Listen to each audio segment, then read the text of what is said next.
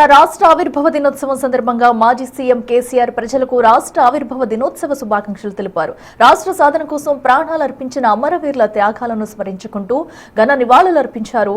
ఉమ్మడి పాలనలో దశాబ్దాల అణిచివేతపై సాగిన పోరాటాన్ని కేసీఆర్ గుర్తు చేసుకున్నారు. అనేక అవంతరాలను అధిగమించి శాంతియుతమైన పార్లమెంటరీ బంధాలో ప్రజాస్వామ్యయుతంగా కొట్లాడి స్వరాష్ట్రాన్ని సాధించుకున్నామన్నారు.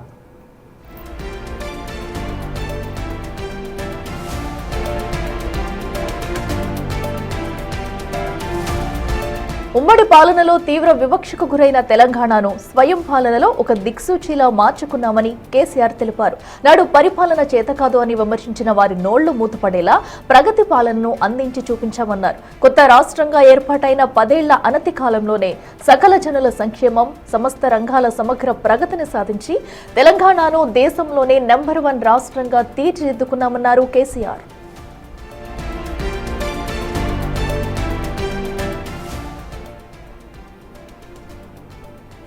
ఇక ఇలాగే తెలంగాణ రాష్ట్రం నిరంతరం ప్రగతి పదంలో దూసుకుపోవాలని, పచ్చని పాడి పంటలతో వర్ధిల్లాలని కేసీఆర్ ఆకాంక్షించారు. రాష్ట్రంలోని రైతాంగం, శ్రమజీవులు, సబ్బండ వర్గాలు సకల జనుల జీవితాలు సుఖ సంతోషాలతో ఆయురారోగ్యాలతో నిండాలని కోరుకుంటున్నానన్నారు కేసీఆర్.